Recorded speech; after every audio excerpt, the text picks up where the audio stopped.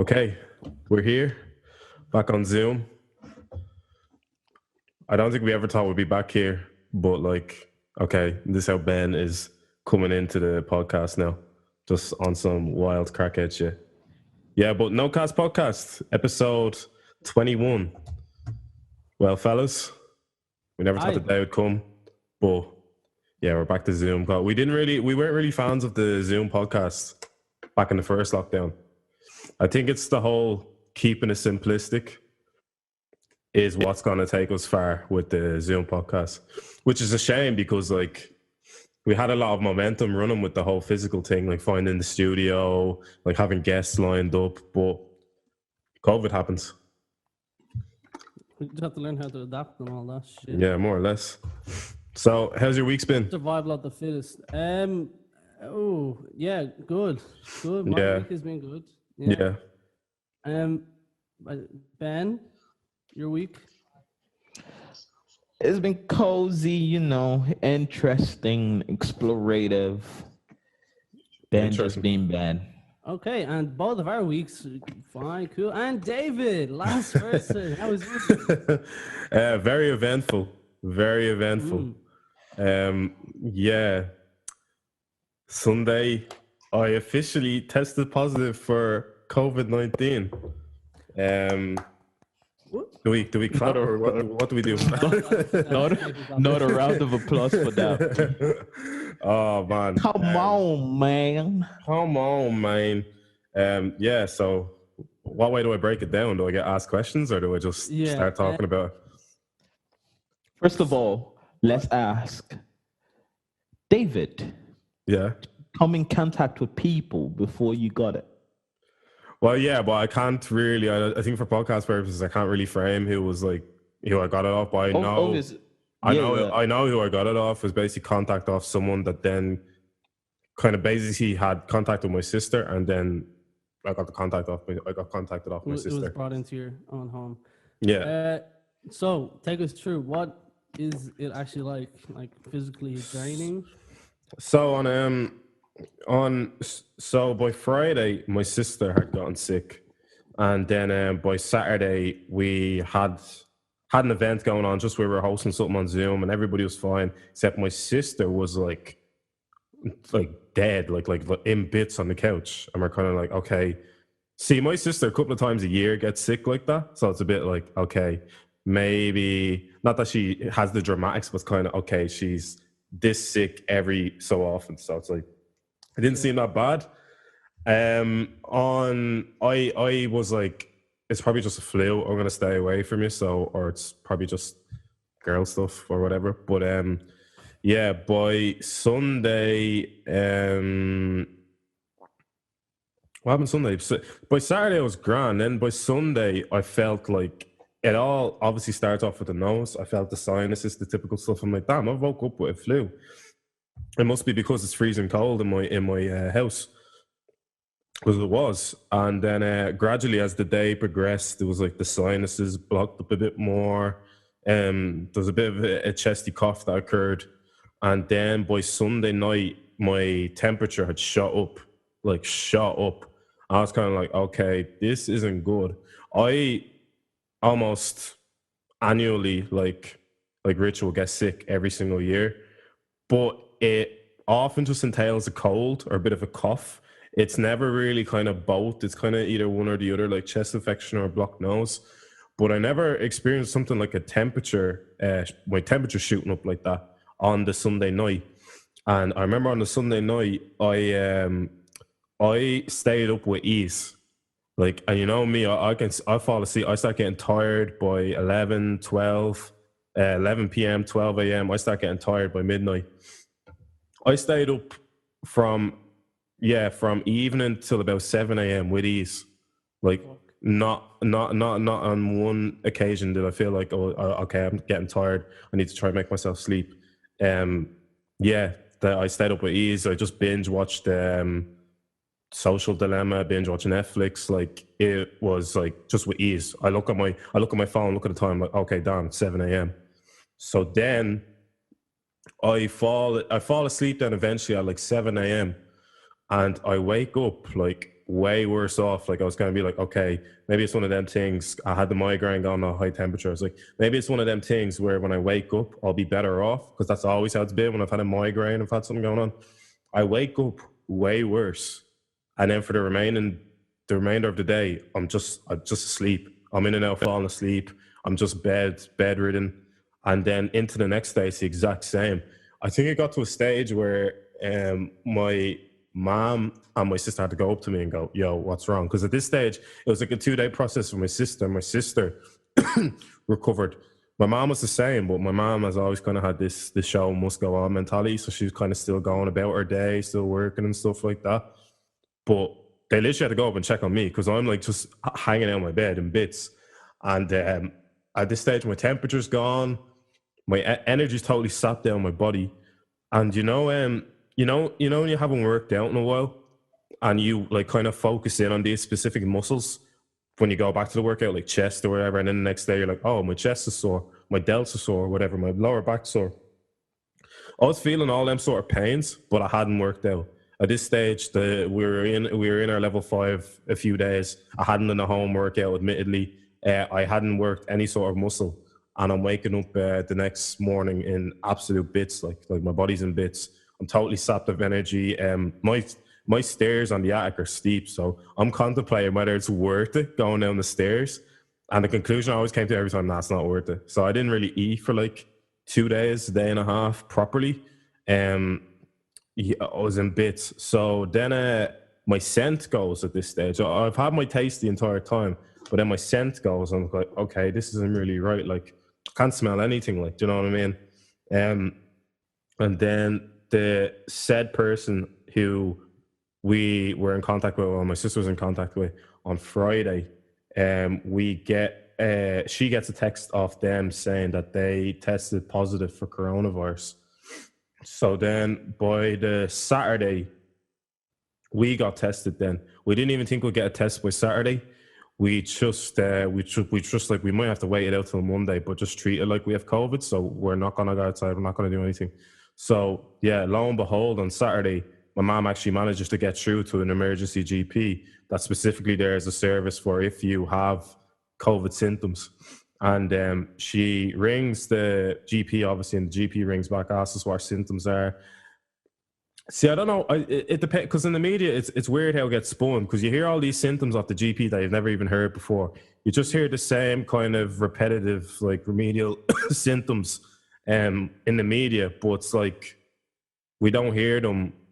We don't hear the ones we hear after GP. So I'm getting all these weird like they're like, have you had a pain in your ear? Have you had a pain in your eyeballs? So apparently you get a pain in your eyeballs as well when you have the symptoms. Because my mom and my sister did, because it's obviously connected. All the sinus region is all connected to the same place.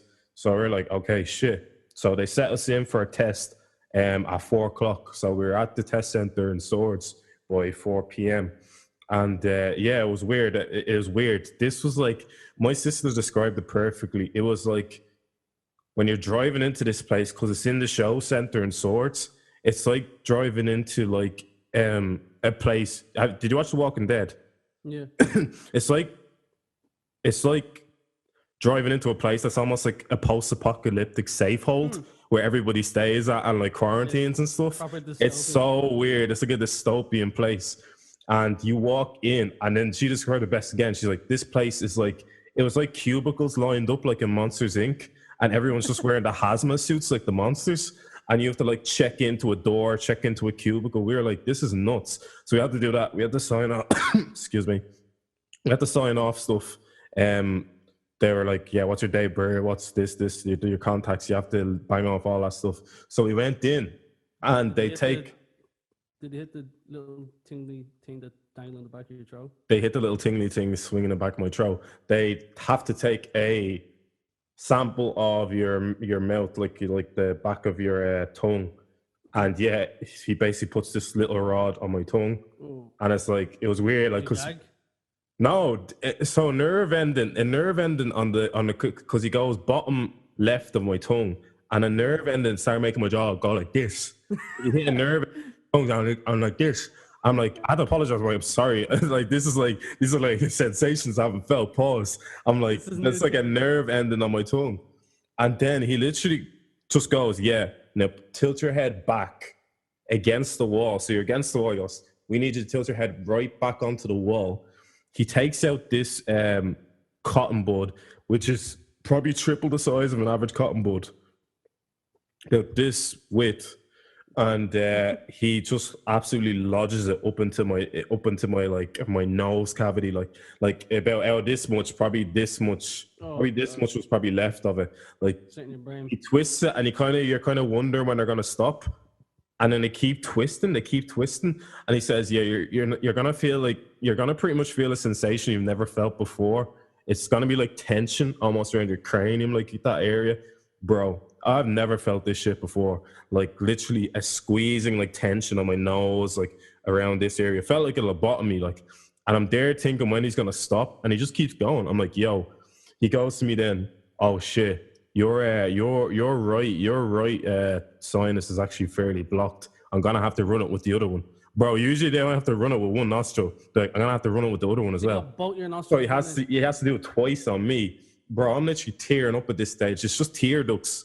Like just running down on me. I'm literally like, bro, this shit felt like a nose rape. Like I felt violated. Like this shit felt like a lobotomy. I was just like, he was sound about it. He's like, oh yeah, no, you can go now. But he even said to me, he goes, yeah, your sinuses are almost like swelled up from whatever this could potentially be. So all I'm gonna warn you in advance is make sure you get ready to self-isolate. So I took that as I probably have it. And I was a bit like, yeah, it's a bit of a surreal moment and a bit of a relieving moment, because I think we've all spent this year just dreading it a little bit. And like me in particular, sometimes it's like an impending doom. Yeah. Not that I felt inevitable. I just kind of thought, like, in the second wave, I don't know, there's that potential. I know everybody's locked down, I know, but you see the cases on eye test, and it's like 1,000 a day and stuff, and you're like, you can't really rule it out. But it's just the fact that, like we said, I was always kind of relatively safe and took protocol serious. So for me, it just shows like anybody can get it. Like, and you can only do so much, like we said in the podcast. But like, like we, like what? Sure, anywhere we went, we were masked up. We had sanitizer with us, and it just shows that like, no matter how much, it's kind of deflating in that sense. Whereas like, no matter how much work you put in, it still cannot be your fault at the end of the day. It can be someone else's wrongdoing that leads to you having. And that's what I'm saying. We like, if we saw a situation that we're like, okay, this isn't worth it, we wouldn't run it. But it's the fact that I more or less got it just sitting at home. It's the whole fuckery of it. It's almost the comedic part of it. But I basically got, by Saturday, I got told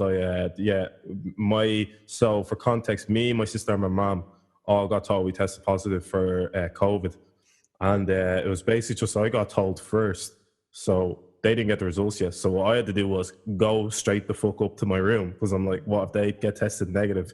Because sometimes that's the fuckery of COVID tests. Yeah. But thankfully they got told that they had it. Not thankfully, and it thankfully sounds weird to say to it, but yeah, thankfully they got told they had it too. So we didn't have to self-isolate, like literally just up in my room. Like we could all just hang around with each other.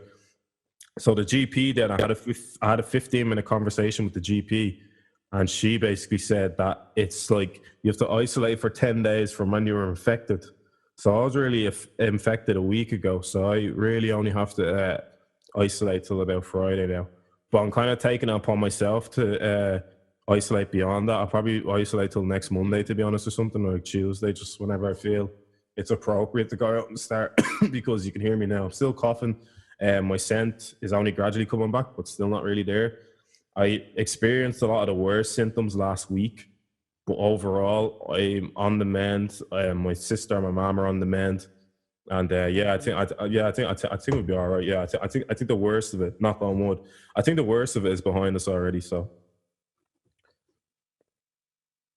yeah, that's me basically. That was a very good explanation of the life of COVID-19. Yeah. That's how I had to break it down, because it's just mad. Because I've had a lot of texts like off people going, "Wow, what's it like?" And I've never heard of anyone having it. And it's like,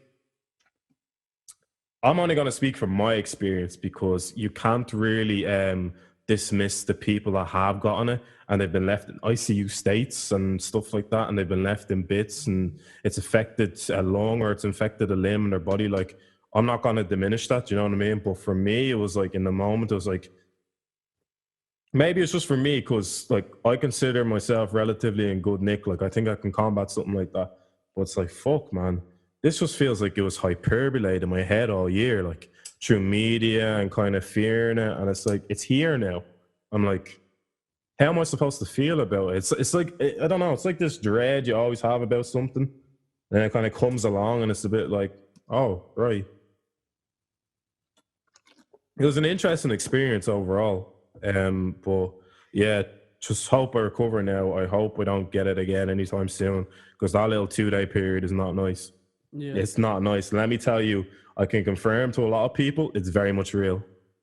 This shit is very much real. Like, I had people texting me going, oh, do you know what's mad, man? I probably was beginning to think it was fake till you told me you had it. I was like, dog, it is very much real. This shit ain't fake. Because I could not move out of my bed for about 2 days. Like, my temperature shot up. I was in bits. The whole time, though, at the back of my mind, I'm thinking, no way I have COVID. Like, where could I have gotten COVID from? Like, is it? No, it can't be. It can't be. I remember I had that running through my head when my temperature shot up. I was like, that could be just pure coincidence. Like, my temperature shot up, but no, COVID. It can happen that easy. So yeah, just my probably parting message to that before we move on from this is, just take it serious. Don't disrespect the process of staying at home, not isolating, but lockdowning. You know, just keep yourself careful, because wear your mask. Wash your hands. Yeah, it may not be life-threatening to some people, but it is a massive fucking inconvenience. Like, I have stuff going on, like, in my life. Like, I haven't had energy to edit or nothing, or do the podcast or nothing. So we're already a week behind. Like, well, other people are dropping shit. Like, we haven't been. We're on like a 1 week sabbatical. No one heard from us from a week. I haven't did a home workout yet. I've been very resistant to doing home workouts, just because, like, I wanted to cycle to Ardgillan last week, and you know, like, when your body just tells you, gee, that ain't happening. Yeah. I can tell you that much for free. If you think that shit's happening, you're going to cough a lung out on the way to Ardgillan. Like, between like multiple factors, like the weather and stuff like that. And just like, I still feel it, my lungs feel a little bit there. Thank God I didn't have any respiratory problems, like breathing or anything like that. But you can feel it. Like, you can feel the afters. Yeah, you can only imagine that if you were like not in worse physical shape, how much of a struggle. Yeah, that's what I mean. So I was just, I like to think me, my mom, my sister were the lucky ones. Yeah, boy, by the grace of God. But yeah, but you know, it's just one of them things. Like thank God, we're all right with it. But yeah, don't. It's a bit like a lot of things in life we get told to respect. Don't disrespect it now. Like, I know you see like a combination of fear mongering in the news that feels like it has some sort of invalidation to it, and then you see people protesting anti-maskers and stuff. Take this shit serious, man, because it can come. Like, do you know what I mean? So I think it was like a reality check even for me, but it's like, I don't think we all have abided by the laws, like strictly down to the law. No, I'm gonna be honest, to an extent I didn't either. Yeah, like, we've been in situations where we've been with more than 3 households and stuff like that. But this kind of comes more of a reality check with, like, maybe we actually just need to be more about ourselves, more cautious. Bro, I had the moment where I had to awkwardly tell my GP.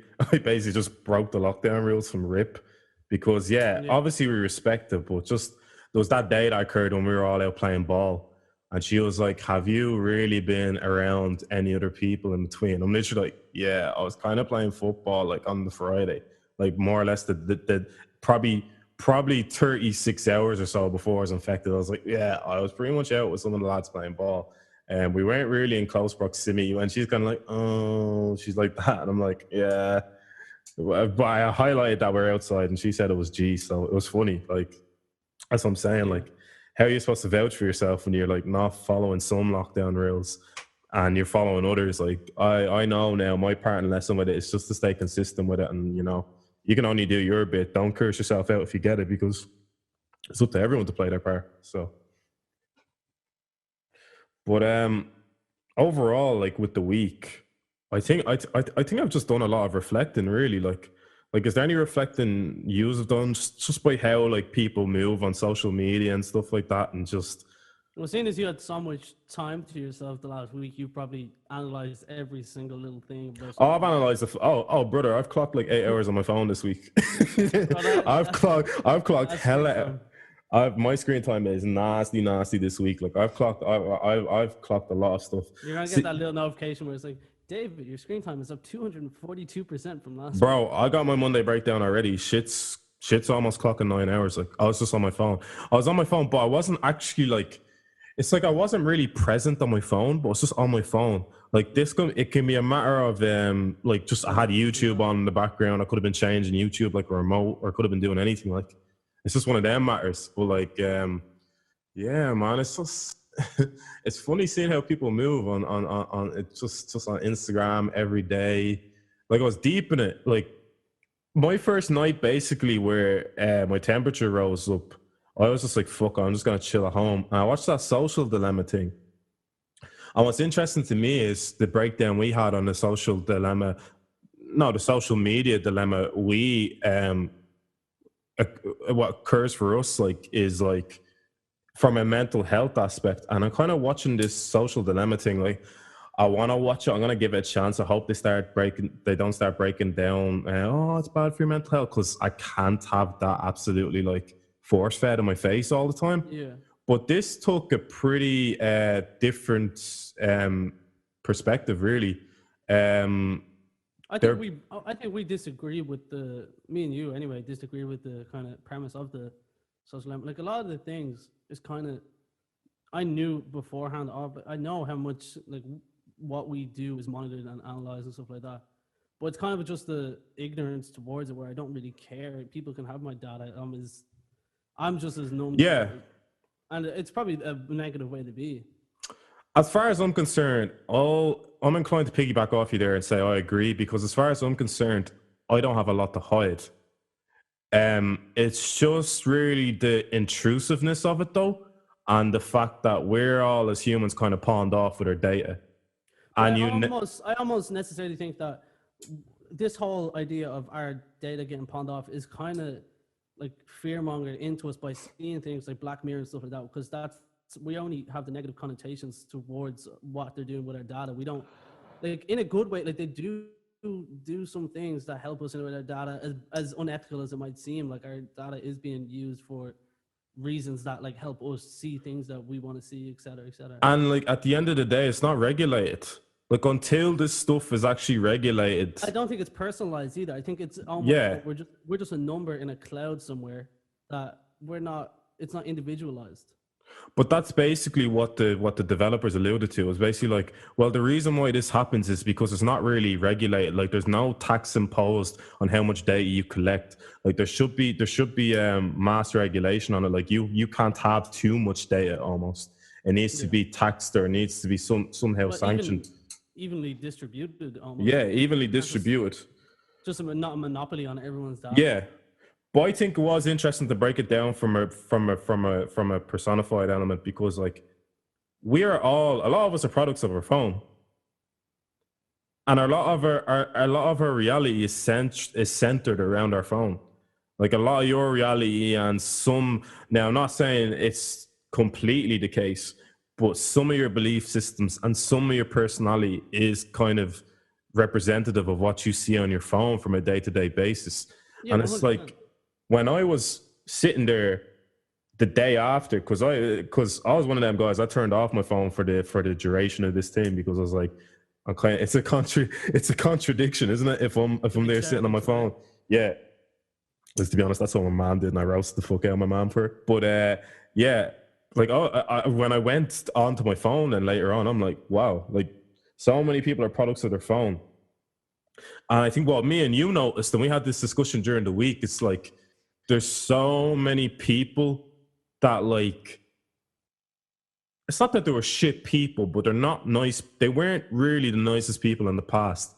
And it's like a phone and whatever namaste memes they see, and it's all this purified stuff. It's almost like it gives them license to virtuous signal, and that's something that doesn't sit right with me. Like I was seeing it a lot during the week, and I was kind of seeing just people are products of their phone, and they kind of perpetuate the wrong shit, and it's like, but like it shows just how easy it is to create a false identity of yourself on an online platform.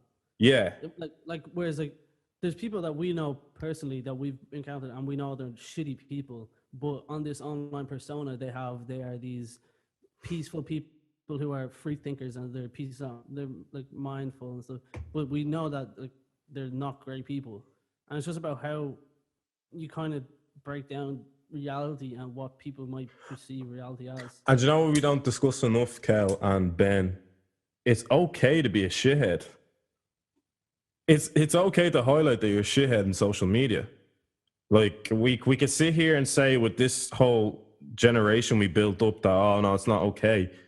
I tend to have more of an admiration, maybe not for shitheads, but people that are honest with themselves. Because like I can't ever really invest my time into someone that's not really being themselves on social media. Like the whole virtual signaling thing. Like it's great. Like you. But I do think it works in both ways though. Whereas like I do believe that people can change over a time. That like you're not the same person who you were 2 years ago. So it's always evolving and always changing. But it's very easy though to distinguish who is gradually changing, who's on their own journey with it, and who's trying to force it. Like there's a lot of people on social media that try to force it, and I'm kind of like, there's no point trying to force it.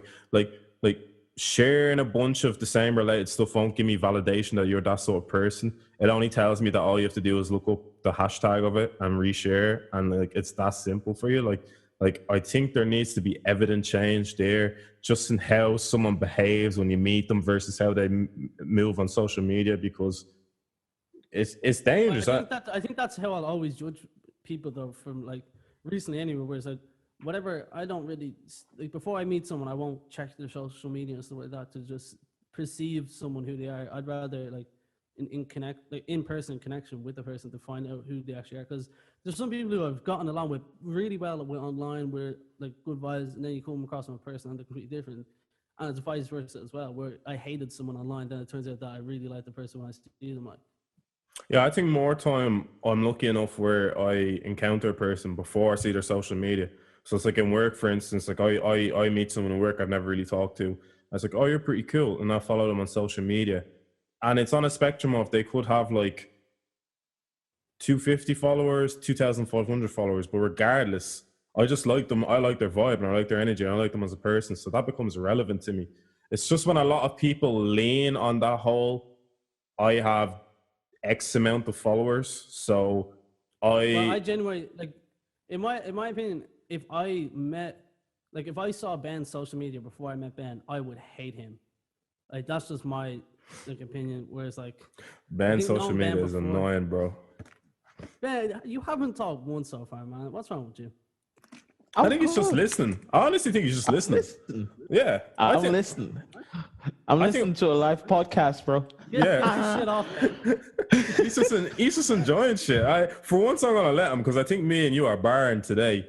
But yeah, no, I agree with you. I think it's mad that people that have a massive amount of. Did you hate my social media too, David? I'll say nothing. Wow.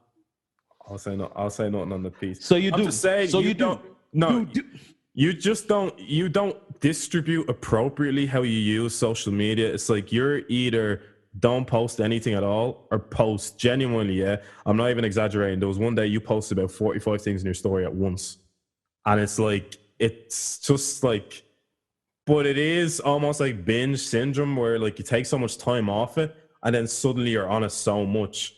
And I think mine's just an overall, like, I think I binge the right amount. I don't really like binge and then take a drastic time off. I don't know. Like, I don't know. I don't know how I work my social media, but it's just to the. I almost like think that's an admirable thing about Ben, where it's like, I think Ben has a less like need to be seen on social media than say I do, for instance, where it's like, even me, like, if I don't post on a while, I'm like, oh shit, I'm posting a while, let me post. But yeah, I think with Ben, that's gonna be different. Like, our minds work in different ways. I just stopped posting on social media when I realized I don't really have like the bandwidth to take so much social media and take so much of the same thing, because it is like we said, we saw something the other week where it's like someone should reshared something where it's like it's toxic behavior to monitor your calories and to exercise, etc., etc. I'm a bit like, now they had good points. So it was basically a left side and a right side. I can see if I can find it, but like that whole argument for me anyway, I do believe that like the whole monitoring calories thing is a bit weird, and especially for people like who have had eating disorders. But it's eating disorder versus medical requirement. Like if I go into it, it's like we said with you go into a psychologist and you get told to get off social media. I go to a dietitian or I go to a doctor and they tell me, okay, your cholesterol's high or this and that. You have to cut down your calories. I don't think that it should be illegal. Not in that sense. You have to exercise. Yeah, it's about personally about who uses it. It's about what you use. Yeah, yourself. It has to be used appropriately. I just don't really agree with the demonization of it, because it's like a lot of things we consume. Overconsumption of it is bad. So it's up to you to regulate how much you consume it. If you're going into too much of a deficit with calories, then okay, you need to rethink it, reevaluate it. It's the same thing with overexercise. If you're overexercising to a point where your body's telling you, listen, my brother, you are overexercising, then it comes back to reevaluating. So I think the key thing in it a lot of the time for me, it's just you have to evaluate. You have to do it and then evaluate, do it and then evaluate. And if you are almost overextending in the exercise and the calorie deficit, I think that's like I'm also saying on the right side, like measuring self-worth by your weight. It's a medical requirement to make sure you're at a healthy enough weight. Like, but I do think that can be bogus as well. Because I remember even like when I started going to the gym and I started looking into all these things I've never looked at before, like my BMI and stuff like that. You know something, Kel? I'm a guy that doesn't even look on my weight. Well, I agree. I'm saying like I looked at my weight, okay, and I was very comfortable about what weight I was personally at the time. But when I got my BMI and everything, like when you start looking at charts and stuff like that, I said that I was obese, like that I was overweight, and I was like, I look totally fine. You look totally fine, and then you get told you're clinically obese. Yeah, like, I think we've all been there though. Yeah, but I don't think that is going to be good for it, because with my mindset, I can like I'm not that I'm built different. I'm not going to use that term, but I'm saying like the way I took it was I didn't take it as too much of a slash towards him, but to someone who is like obviously more, they take that more serious. Being like, if you're at a certain weight and you're happy, that can just kill your happiness. If you're told that you're overweight and obese, that can just derive someone to do something like. Well, I look at it as us as humans. I reckon us as humans, we weren't ever meant to evolve to have this sort of fat mass or have. I think the whole clinically obese thing is based on the threshold of how much fat a human should have. So I think like almost in like primordial eras, it's like there wasn't a lot of body fat, so I think it's still been kind of put on that metric. So me, I don't know, it's the logic it's the benefit of the doubt I give if I'm ever told I'm clinically obese. It's kind of like, okay, well really as humans we're not really meant to have like 20% body fat or something like that. Like, so it's the technicalities of it. But I think that's just, it depends on mindset, because like you said, I can think that and I can form all them little conclusions, but then someone else that completely, that's probably a bit more sensitive to me, can be like, I'm fat, like I'm really, really fat. And you know, those build complexes and it does do that. But I think a lot of shit shouldn't be sugarcoated on social media. Like I get the progressive. Well, I think it's because, like, again, where it is a lot of, like, we're in such a sensitive age now where any little wrongdoing. And I'm not the type of one to hate, because I know a lot of people are saying, oh, we're just a generation full of snowflakes. Like that, I think that term is just stupid. But I think people are more sensitive, not in a negative way either. We are sensitive in a good way. We're becoming more aware of things and progressive. But again, it swings both ways, where you're going to have to give a little to get a little, almost like if we're overanalyzing one thing, people are obviously going to overanalyze the other thing as well. Mm-hmm. So that's just the way I see it. Like, I'm just a believer in keeping balance to it. Like, I think there needs to be obviously a yin and yang, good versus evil element to it. I think I am a firm believer that you need to amalgamate the two. Like, you do need a left side, and you do need a right side, you do need a sensitive side, and you do need a brutal and honest side. And I think that's the balance. I think we almost danger ourselves where if we lean towards one side too much. I think some of a lot of the stuff you see on social, don't get me wrong, a lot of them fucking cards that have bold font on them with a colorful background are great. They're informative, but some of them are just a bit, you know, are we overthinking this a little bit? Like, is this the message you want to put out? Like, do you know what I mean? Like, I saw one on toxic happiness, and I get it, okay, but I think one thing that's been overused this year is the word toxicity in itself, or toxic, because I saw something where it says there's such thing as toxic happiness, where it's like someone not understanding your hardship and not understanding is toxic. I know about you probably be inclined to agree a little bit or disagree. I can't tell. I disagree to the extent that I just think it's innocent ignorance from the person to not understand your hardships. Like, I don't expect everyone to, like, I'm not going to say someone's toxic because they said, at least you're good. At least your COVID's good now. At least you're not like, I'm not like, that's toxic. You didn't understand me there. Do you know what I mean? It's kind of just, they're ignorant to the situation because they didn't understand it. They're ignorant to the situation if I'm down or I'm this or I'm that. It's giving them that understanding of where I'm at that kind of, you know, makes it make sense. I wouldn't jump straight to the toxic stuff. That's just me anyway with it. Yeah. What's your thoughts on it?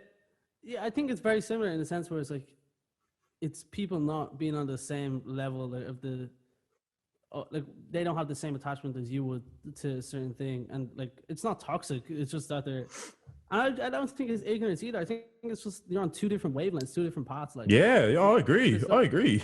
Like, I wouldn't even say it's ignorance, because like, even for an example, one of my close friends, when I was like, say, like when I was in a bad place, when I was like sad and shit like that, and I'd reach out to my friend, and then they'd be like, bro, just think differently. Like, it's all part of mindset. And I'm like, yeah, that doesn't really work. Yeah. I don't think. It's not my friend being ignorant. It's about, that's what helps them and that's their thing. But I don't think it's toxic. In that sense. Like, no. They're pushing their happiness. That's overall, yeah. That's what the moral of the story we can all agree on is, yeah. There's no toxic positivity is not. I think Ben is toxic positivity. That guy's just never. He's just never sad. He's just vibing about every single time. It's nice to hear from you. It's actually a live show. Ben's just enjoying it as the audience. So Ben, what? Oh gosh, no, bro. Bro, amazing! Thanks. I never knew you guys hated me low key on the internet. But it's cool. No. Wait, chill. It's cool to know that because, bro, my internet life is different from my real life. If I know you in real life, I talk in real life. The time we talk, that's enough for me. The reason I don't post a lot is because I don't have people actually interacting with me like 24/7, like apart from you guys. Do you think that idea that people actually like willingly reply to someone's story, like an influencer, like what do you think of that? Like,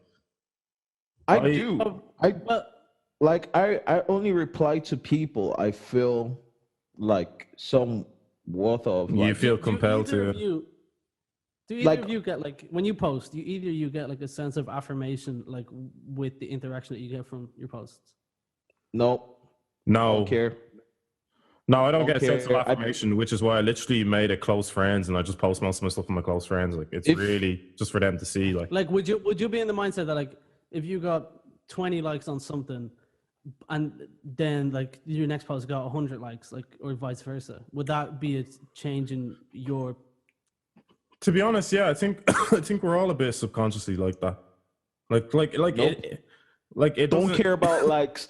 I was always the fan of take off likes off Instagram because it was killing people. I really I'm a big fan of that. I could remember when I was in high school and like people will get likes and stuff. They'll get 100 likes.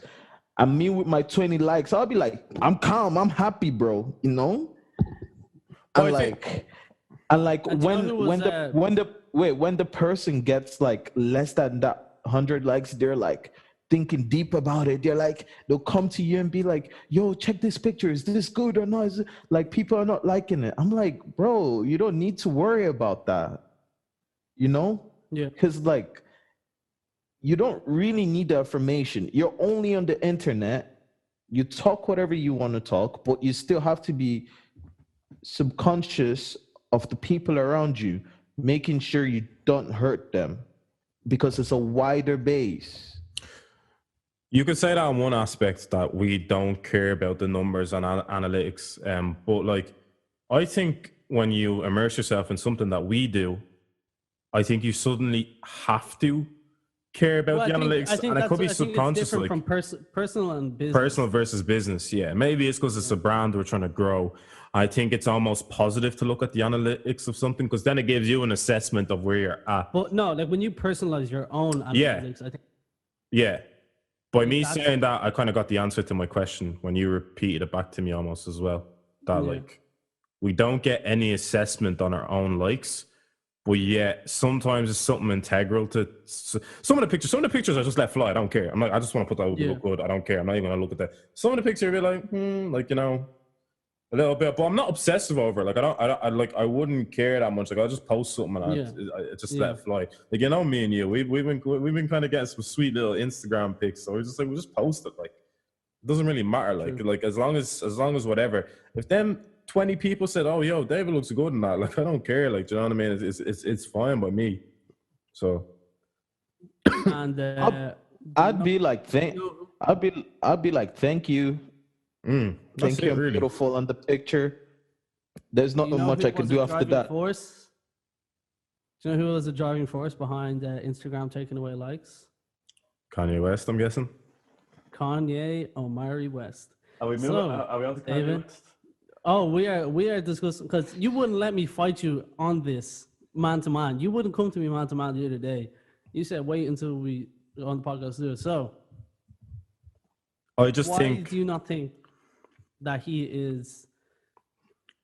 It's almost like you discredit things that he's doing, in a sense. No, I don't discredit everything he's doing. We brought up a specific thing that I discredit, and I just think Kanye West is this pioneer, of course, that is just bringing something to the table every single day, every single fucking year. He's bringing something groundbreaking. He's a creator. Give the context. You're muffling a bit.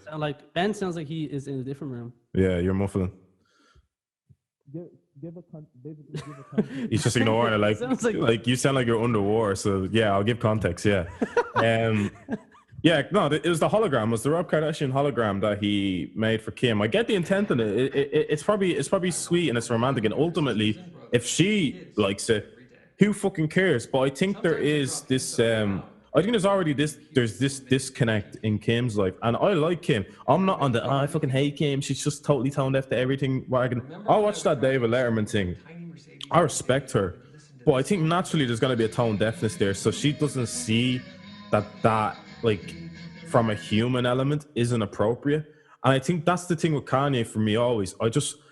I like Kanye so much, yeah, and you can agree with me on this. I like Kanye so much that I remember Kanye so far back to when he had a human element about him, and it almost is like that went when his mother died, and that's understandable. But what is the inhumanity in this sense? Because no, inhumanity and not having a human element to something are different. No, because I think inhumanity incites those cruelty in it. Human element is just lacking a human touch. I wouldn't put them in the same bracket. It's been a thing for a while now where people have gotten like voice recordings of like a relative that's passed, and they've put it on an object, an inanimate object, like say like a teddy bear or something like that, and you pull the teddy bear back and it has their voice playing like that, and people have them and they posted videos and people are like, hey, this is the cutest thing ever, and it's to have a sense of hearing that person's voice for one more time and stuff like that, and people have said it's the cutest thing ever for years to come. But I feel like this is the next step in like almost technology in society where like it's the next step of it's sentimental almost. Yeah, I just think a lot of human element is the fuck out of here. But like, I do not think that like the way we're evolving, no matter what happens, like technology wise, are you going to be anti-technology? Would you consider yourself an anti-technology person? Okay, I don't want to take it to a morbid place. Let me prefix this with that. You know, I don't believe someone should be immortalized like that way. It's almost like bringing them back from the dead. Like it's like zombie type shit to me. I grew up like watching zombie movies and all, and it's just eerie to me and it's just weird. I don't know if Calvin can still hear me, But can Calvin still hear me? Man, I can't even hear you on your audio. Yeah, he can. Yeah, since then, yeah. So I've always been someone that's grown up in that. So I'm a firm believer that first of all, everybody has their own way of mourning. So I understand that's what some people lean into, like getting a recording or something, or getting a hologram. It's comforting to them. But I'm just in the belief of you need that closure with someone, and it is when they're gone until hopefully you see them again. Maybe, we don't know, but it's like they're gone. So I just think in this human world, there needs to be closure there. Like you can talk to them, you can feel their presence, you can feel it. But I think literally to like bring them back like that or immortalize them, and like kind of the whole thing in the Rob Kardashian thing, it's like he's assuming what Rob must be thinking or saying. I get that that's sweet and it's reassuring Kim that she's doing okay. She has a great husband and a great bull. I don't know. It all came off weird to me. And almost, yeah, but do you not think it's almost like I feel like it's relatable to say like even posthumous albums, like where people go and they record lyrics and they take lyrics from other songs that they record, but the person is long dead and they're recording these new songs. But I think I think posthumous is just these unreleased tracks that's like, yeah, we should just get them out. It's like the Miley. Like I'm talking like where they take words, where they take like sounds that people have made before, and then like even with the Star Wars, when Carrie Fisher died, they CGI'd her face and they CGI'd what she was saying. I find that weird. Okay, I found it very weird too. Yeah. You see the cloth them cut from, like, I find that weird immediately. But but I'm saying I think not that you're being narrow-minded about it, but like if you hate that, you're gonna hate anything like that. It's that's the way I'm saying it. Yeah. We can make advancements, and I think there's another way you can pay like almost a homage to someone that's passed. But I just think it's like you said, the posthumous thing. Did you ever watch that Black Mirror thing where Miley was in a coma? So Again, they start making this is what I'm saying. You're taking from Black Mirror where they have negative connotations about technology. I know there's negative connotations, but yeah, the negative connotations come from a realism in Black Mirror. So you haven't but there's other realisms. You're having one alternate reality. Black Mirror wasn't made off of just these outlandish claims. It's made relatively similar. You are having one alternate reality of what this technology can do in a negative connotation, but there is positive. No, I'm just extracting from what's realistic to, For me, when I watch Black Mirror, let's not make this a Black Mirror debate, but like for me, when I watch Black Mirror, I extract what is demonizing Black Mirror, but I also extract where the realisms come from and where we will use our human touch. But you're over-analyzing Black Mirror, where we will lose our human touch. They said in that we will lose our human touch the moment they start mixing Miley's voice, which is in a coma, and making up lyrics she's about to sing. This is like the same thing. They're making up what Rob Kardashian is saying in a fucking hologram, bro. But that's the way technology is gonna go. Technology is gonna go that way. Is that saying that's right or wrong? It's like when we watch the Social Dilemma thing, they said technology is gonna go somewhere. Whether that's right or wrong, it's for the powers that be. Do you know what I mean? Like, we don't know if that's supposed to be good or bad. People were afraid of television. Like, people were afraid of television when it came in because they were like, oh, people is just going to brainwash people. They're going to be seeing this image that they've never seen before, and they're going to be watching this image. I'm saying, like, I think this is the next step in technology that we're going to take. David, see, I understand his point in this. Yeah, it's kind of making me like the idea of the whole thing, which is good. I support like people that want to be like, oh, I want to hear their voices one more time. But the only problem is, like, for me, the only problem where this comes bad is when, like, for instance, artists, Pop Smoke, Juice WRLD, Tupac, all of them, this whole concerts like management, they're trying to make these dead people come alive again and perform, which I feel is weird. That's my own point of view. That's when I see it. But can you not disconnect the two from a sentimental family reason and then an exploitation reason? I can argue kind of using it to benefit him a little bit. There was a sense of exploitation there for me, because it's like, how do you not like? He's not exploiting. Yeah, but it's exploiting. How do you know Rob approved? First, how do you know Rob approves of him? First of all, and how would Kanye react? And this isn't me getting disrespectful, but how would he react to something like a hologram of Donda?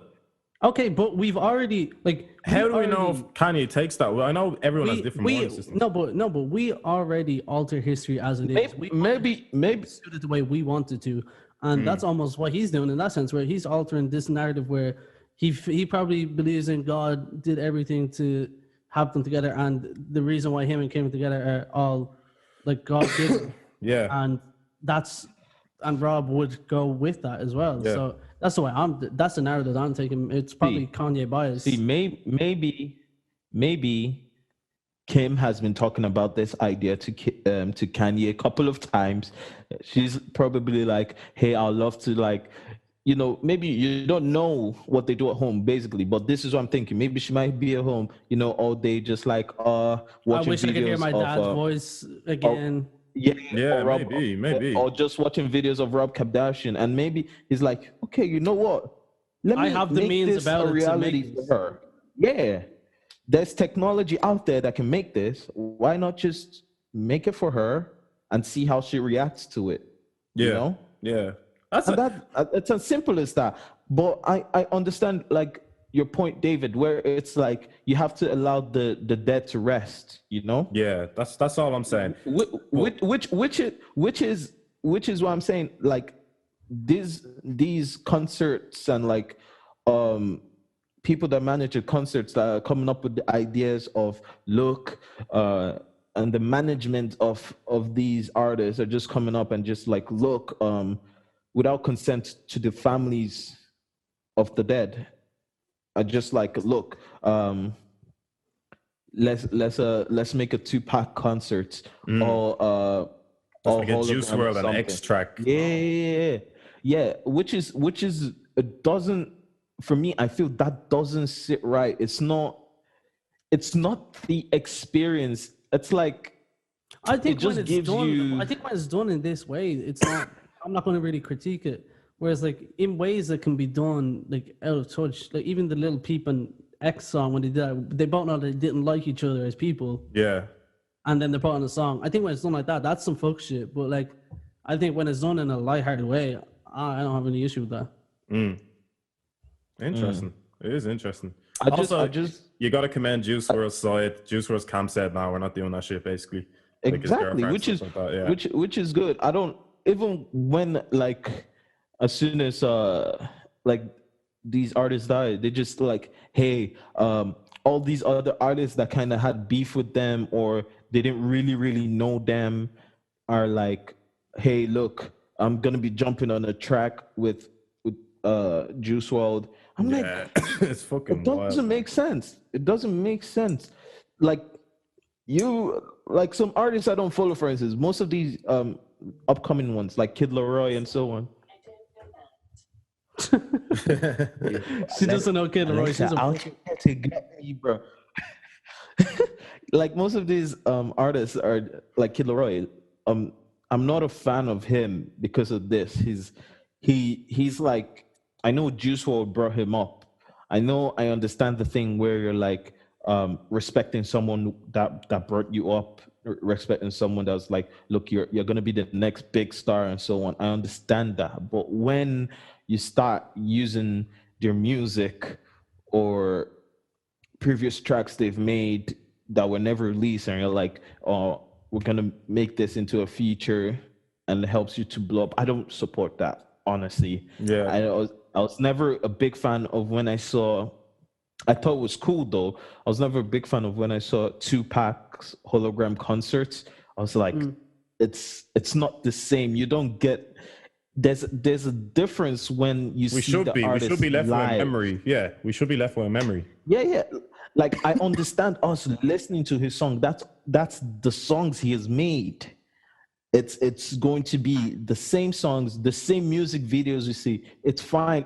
Those ones who give you nostalgia about the artist, not it shouldn't be making not new things. You see him, yeah, I do understand not that. you see. I could understand, for instance, artists that are alive right now, and they're like, you know what, like what Travis Scott and Fortnite did with the whole live concert on the game, stuff like that. Yeah, that is totally cool. That is amazing, because you could be like, yo, I can't make it to this concert, I can't make it to that concert. Why not just make it online, and like an online concert or something? Do you think that the families should have the last say in this? Like, yeah. I think 100%. Do you think that gets passed on? I think with the consent, family, the closest person to that individual should have the last say. So, like, say don't know. Chris greenlighted it, Kim greenlighted it, and then Kanye was like, "Fuck it, I can do it." Is there an issue with that?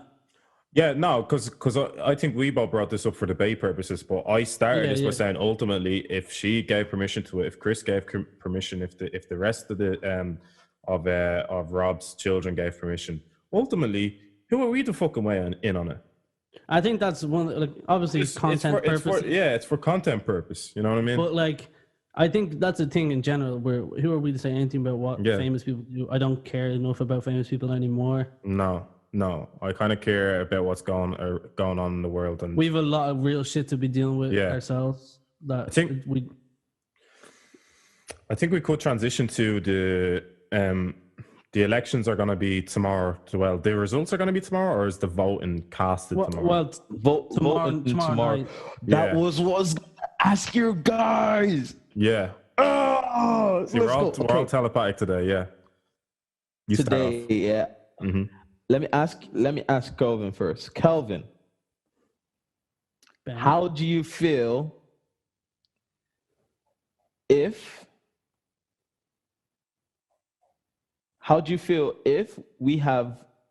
Biden is voted in? How would you feel? I just want to know. I genuinely don't care about U.S. politics because it doesn't affect. It's never going to affect me. But on a wide scale, like if I was to personally be there, I'm fine with Biden. I think it's the lesser of two evils again, which is the worst. I agree. I hate that analogy. Yeah, because I use the same for Clinton and Trump. But yeah, I kind of understand where it's like both sides, like the business and the the richer people are gonna go for Trump. Do you think that's nasty? Okay. Actually, do you think that's nasty that all these figures are coming out endorsing Trump? Like I see rich people, even like Lil Pump and stuff like that, coming out and endorsing Trump, and I do get it. Don't like it's their money. They put money above ethical issues. That's them. But I think ethically, Joe Biden is probably the best one to pick. Marginally ethically, because there's a lot of because there's a lot of shit that he's doing. Okay. There's a lot to support that. Yeah, he's definitely only the lesser of two evils and not the good party in this. But like even if you break down Kamala Harris, I'd rather her than fucking Pence anyway as well. Yeah. Okay, Ben, you asked the second question. Yeah. My second question is for the two of you now. Yeah. After this election, if Trump wins, do you think a vaccine will come out?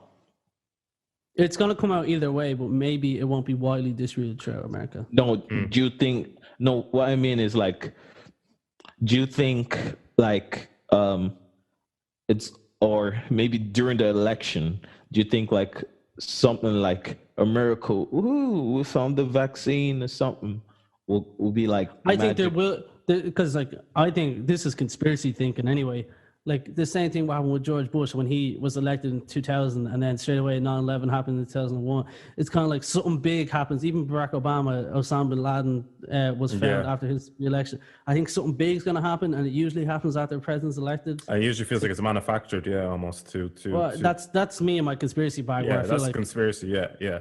I think Trump initially wanted to appease his supporters by saying that it's not really there, the COVID stuff. But I think he's found a compromise as soon as he got COVID, where he can go, Well, I don't agree with it.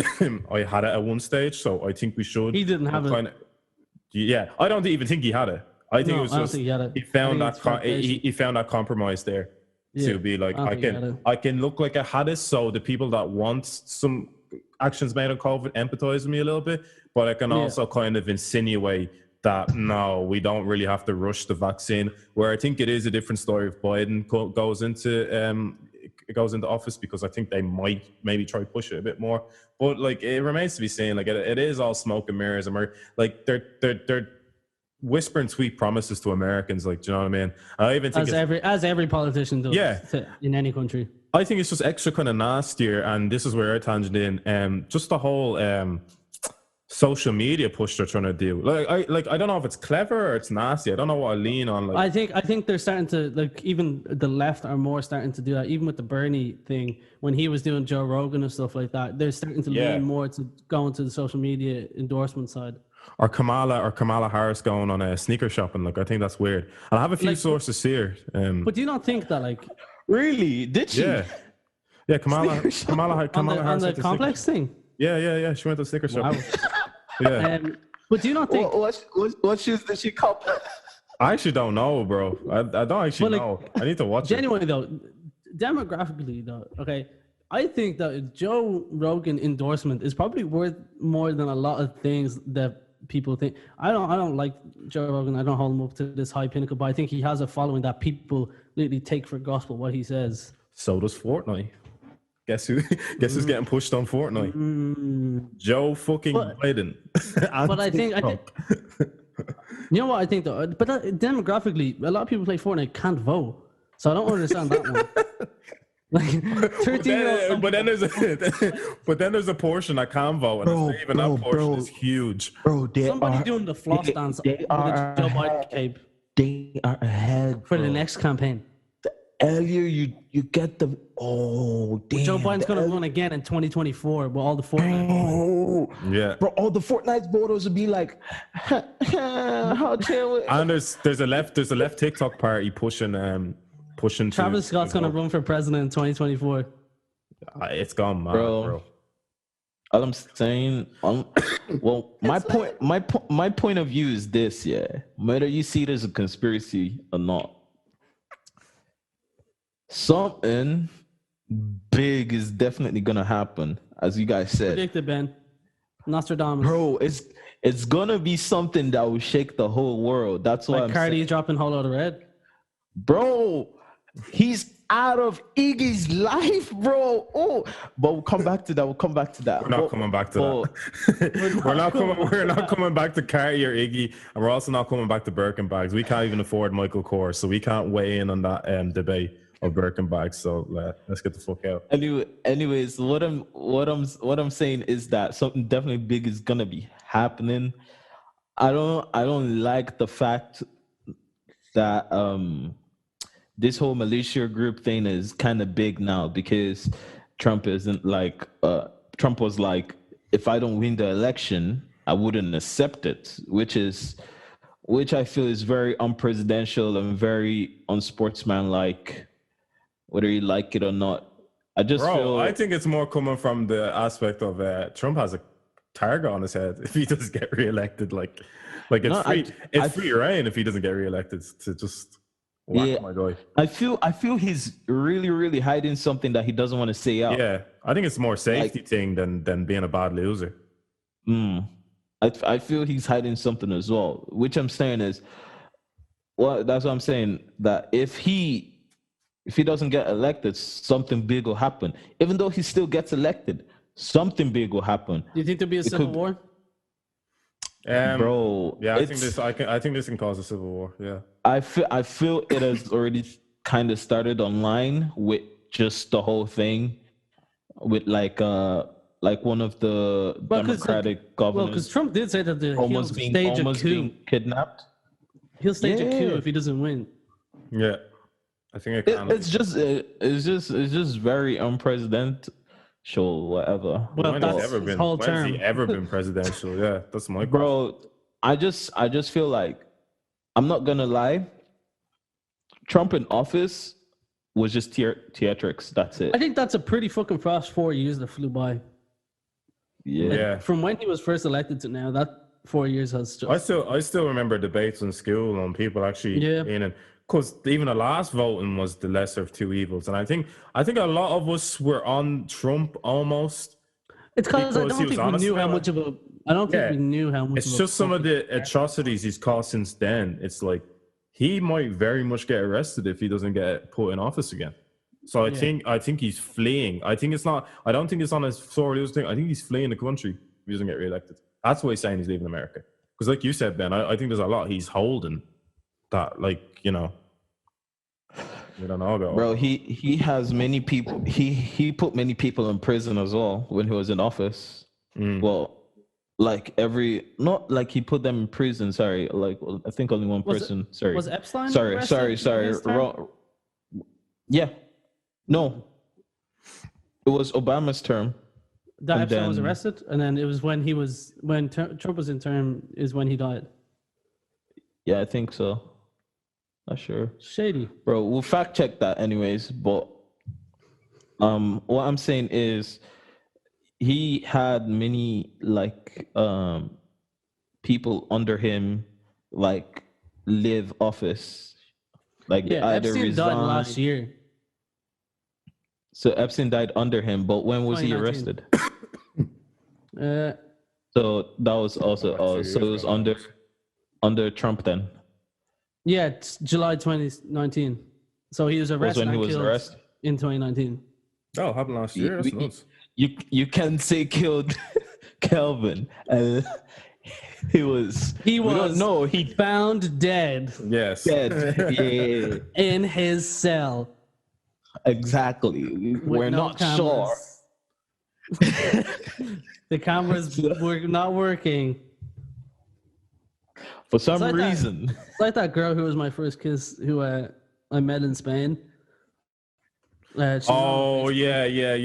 I kissed the girl at a concert in Kilkenny. I used my. Yeah, there's no pictures of her though.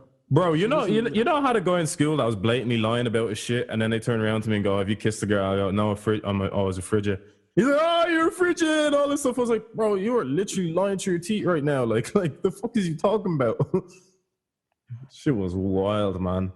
I think something that's been on my mind a lot that I've pondered is like the whole idea of like social commentary and free speech, and like obviously with the latest installment of Sacha Baron Cohen coming out, the Borat sequel, which I haven't watched. I don't know much on it. I don't have any take. I'm not interested in that humor. But I guess it is to stimulate social commentary, and he has to be responsible for, and like whether he offends a religious, if he's sacrilegious in it, if he offends a religion, if he offends anything, if he offends an image or a worship or belief system or whatever, or a race.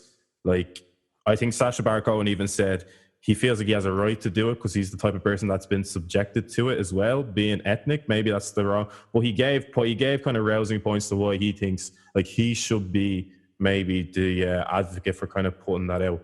But I feel like this argument is just regurgitated every couple of months. Like, because I remember after Dave Chappelle's special came out that people were saying like, what is the line between comedy and actual like hateful speech almost? Yeah. It borders on a line of like, you can't really eradicate someone's right to free speech. What borders on the line of disrespectful. But one thing it's caused a lot of division in France. So the consensus of being Muslim in France or Islam is that they get represented poorly. They're misrepresented in the French community. Like I know. Well, I think the catalyst of this was the teacher who was murdered in Paris, I think. And the stabbings in Nice. Yeah. But it's all really birthed from the whole doctrine that they have in France that there's a color blindness there, and they almost don't take into account ethnic or religious backgrounds. There was a law imposed in France in 1905 that they completely cut themselves from any sort of religious regime, like a Catholic regime. but that it was also applicable to Muslims. But for thousands of years, like out of 67 million French people, 5 million of them, the majority of that is covered by ethnics in Africa, and who are mainly Muslim. And you obviously have French soldiers that are deployed to combat radical Islam in Mali and Syria as such. And it's almost caused this divide in the country where the perception of Muslims in France is that they're dangerous. And I feel like it's something to kind of look at, because I looked at it from a lens of, at the moment, it feels like between what Erdogan is doing in Turkey as well, even, and what the Chinese are doing, it feels like Muslims are almost some of the most oppressed at this like current time, you know. So it felt like it feels like the French government, like Emmanuel Macron, is almost negating the whole idea of being Islamic. And he wants to totally get rid of Islamic fundamentalists, or get rid of the idea of it in schools. And even in they have laws imposed where in 2004, you're not allowed to wear a headscarf. And then in 2011, they banned something else as well that is fundamental representation of being Muslim. I just think it's mad, because I never clocked that there was that much of a Muslim divide there in France, really. And it's been something that's on my mind. But really, like you said, the catalyst of this was the Charlie Hebdo caricatures of the Prophet Muhammad that were seen as comedic, but obviously sacrilegious to Muslims, and even extreme Muslims. And it is a mockery of their figurehead of their religion. And it has caused retaliation from Islamic State and Al-Qaeda as such.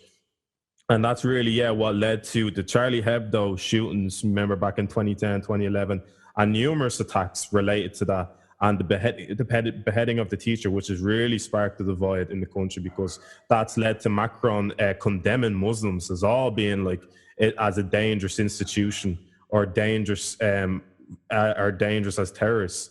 And I think it's mad, that divide that doesn't really get much coverage in France. We can almost put two and two together and come to a conclusion that for somewhere in France that's so representative and cosmopolitan, it's there's this mad divide in France now over. So I want to know what you think. So the underlying theme I really came to was, do you, in order to come to some sort of solution to this, and we can continue until this one's up, and we can continue then after, do you think the best way to deal with this is just to kind of get rid of that material in the Charlie Hebdo stuff? Because Macron has came out and said he backs it, he fully won't get rid of that, because France prides themselves on being that sort of liberating country that has free speech. Equality. And they're secularists, so they pride themselves on that liberation and not letting religion dictate their moves. And it's kind of but you kind of have a crossroads where you have your people getting killed because Muslims don't agree with that idea. They don't agree with the idea of Islam being denounced, and if anything, Islam being demonized a little bit. But then on another spectrum, it's there is Islam extremists that are killing people and doing these sort of bad acts in retaliation too. So it's kind of how do you? I think there definitely needs to be a level of respect to. Because I do see it on both ways, where I think there needs to be a level of respect towards religion, and it's people obviously hold religion to a high regard, and some people don't hold religion to any regard. So I think it's about which side of the fence you sit on. But the majority of France don't hold religion to much of a regard. It's actually almost one of the most non-religious countries in Europe, if not the world. So it's kind of it's a difficult one, but they're so populated by Muslims and other ethnics that believe in that are heavy on their belief systems. And it has caused a divide, and that Muslims don't feel integrated into the system in France. Which is probably partially true. I know. So I mean, I went to Paris a couple of times, and you go to what is literally called the ghetto part. Slums. Yeah, the slums, the ghetto. That's the majority. And then you go to Champs-Élysées, it's a different place, man. Yeah. So, I just thought that was Paris is definitely it's side of two worlds. When from the airport to Paris, there's tents of migrants who stay on the side of the road that they're in these camps of these migrant camps, and then you go into Paris and there's these huge buildings and these fancy lights. It's just the side of two worlds, basically. Yeah, like I was in this part. I can't remember. I think it was called like Metropolitano or whatever it's called. And yeah, man, it was the ghetto. Like it was the ghetto. But that's the majority. You see like ethnics, like with religious background and stuff like that. And then you go to France, and obviously it's a bit more. Yeah, it's a bit more. Yeah, it's different. You know what I mean? So it's like, it's mad. It's something I never acknowledge. And I think sometimes in the podcast we need to bring some stuff like that to light. And form opinions on like what can be considered social commentary or mockery and what is like disrespectful. Maybe, I don't know, you're contradicting the whole construct of free speech, but like in some cases you have to. It's like it's an emergency there in France, because the way you have school shootings almost in America, you're having like common occurrence of terrorist attacks in France, which is all basically derived from that. It's a retaliation on that. So it's like, how do you stop it, really? Saying, yeah, if there's any takes you want to share on that, like, just there's not really much we can do. It's like the voting thing. Like, we can't really come to much of a conclusion except our own sort of opinion on it. Yeah, I think that maybe like humor and religion should just be left alone. I don't think they should ever really intermix with each other. Yeah. I don't think it's ever funny to like make fun of people's religions. No, I can't. No, like I can't really. I don't know. Really see the humor in it. I struggle to understand it a little bit. Like, obviously, there's a market for it. Because Charlie Hebdo started in Denmark, I think in 2005 or whatever, and it's like it was built on the same humor, and like you can't really expect Muslims to progress with their humor if you're still on the same humor. I see both sides. Where like I do believe that there should be freedom of speech to an extent. Yeah, I see it from both sides as well. But yeah, that's overall it. Let me see if I don't know if I have anything else on the docket, but I think we can wrap it up. Yeah. Anything else you want to say? Do you think Joe Rogan is freedom of speech? I think Joe Rogan's in the clear now because he did a Alex Jones. What about Alex Jones? I didn't watch it. Like, I don't watch a lot of Joe Rogan if I'm gonna keep it. Do you think Alex Jones is freedom of speech? I feel like it's a lot of fear-mongering. He does a lot of fear-mongering? Yeah. Okay. At the end of the day, everything's freedom of speech. It just depends what way you digest and interpret it. Like Alex Jones, one thing I hate, right, freedom of speech. One thing I hate from like if I use the political term, the right wing or Republican style is like, oh, the media keeps censoring us. Yeah. I'm like, why can't you guys just create your own social media and talk there if you feel people would probably because they feel like there should be an even platform where both can be this. Plus, I think the algorithms cross traffic it, so the algorithms make it where a right wing person sees a left wing person's point of view. And that's what creates debate. It's almost unavoidable the way it's built, like suggestion systems. But like since the start of time, politics has always been the debate. Yeah.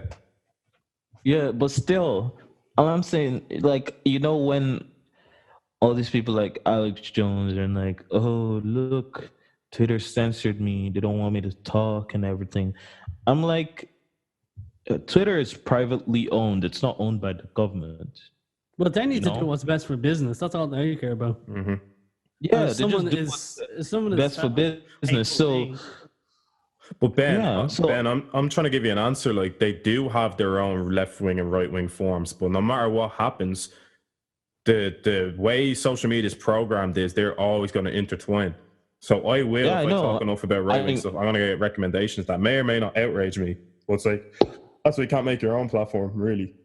Yeah, I know that. Yeah. And politics is fucked up. Yeah, fuck politics. Well, I think it's healthy they intertwine because I think it is built on really debating and having conflict. I think it's good to be aware of both sides. Yeah. I think it's definitely conflicting. Yeah, it's dangerous when they take it somewhere else. But like, yeah, I think it's good. That's why I think. Like, I don't think that anybody should be like strictly left. I don't think anybody should be strictly right. True. You should see both sides of what people are saying. Do you ever see that most experts recommend that you follow someone that's right winged and also someone that's left wing, even if you are mainly left wing? Remember, was it Doja Cat who got a load of shit because she followed some right wing people? No, it was that Twitter girl. Caitlyn Bennett. No, it was the Twitter girl who blew up for a while. I forget what it was over, some TikTok or something like that. And she followed a lot of right wing people, but then she had to come out and explain that she followed them just to have a view on what they say and things like that. But she still got cancelled for it. Because if we're being real, man, the left wing is very weird too. Like they don't listen to anything you have to say. No. It's they're right and you're wrong in that sense. No, I think you do have to be.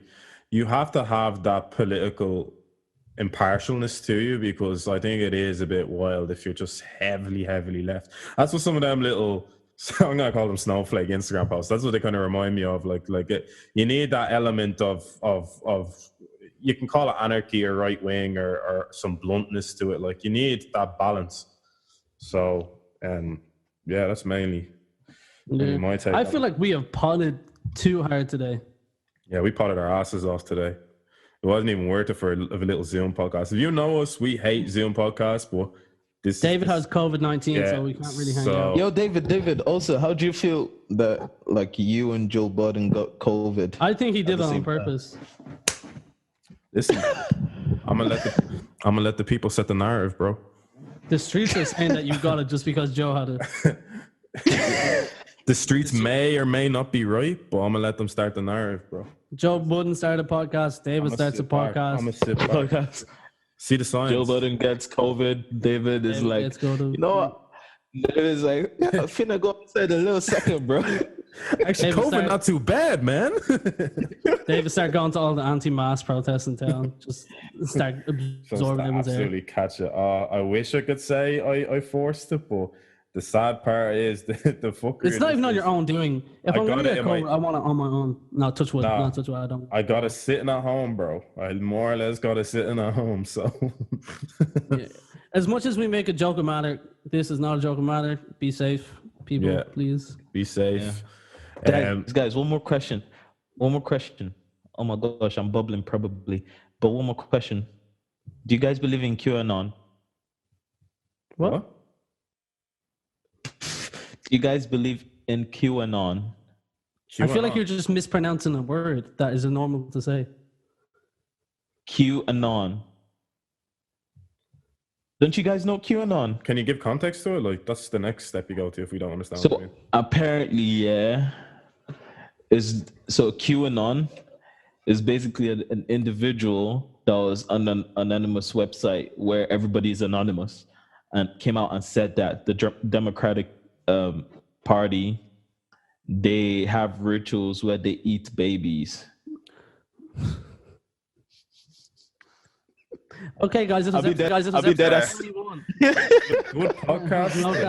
I'm not even trying to be rude. I don't have an opinion on that. Like the whole eating babies piece of gay stuff. I can never have an opinion on that because I've been sitting down for the last 90 minutes. I need to go stretch my legs somewhere. I need to go. I probably need to edit this immediately. You need to go. Damn, boy, your social battery is as low as fuck. Yeah, stay cozy. And you could, stay cozy is gonna say, if you do have a fear of this sort of thing, the potential idea of getting COVID, best thing I can recommend for you is eat fruit, vitamin C, keep your immune system up, and honestly, stay at home if you can. Go on your walks. You'll sweat it off if I'm keeping it real. Like I'm not no doctor or advisor of this stuff, but yeah, any of my mates I've talked to or we've talked about, just you have to keep your immune system up as well. Like that's good sleep. I know I'm a hypocrite because I don't really sleep well enough, but healthy diet, good sleep.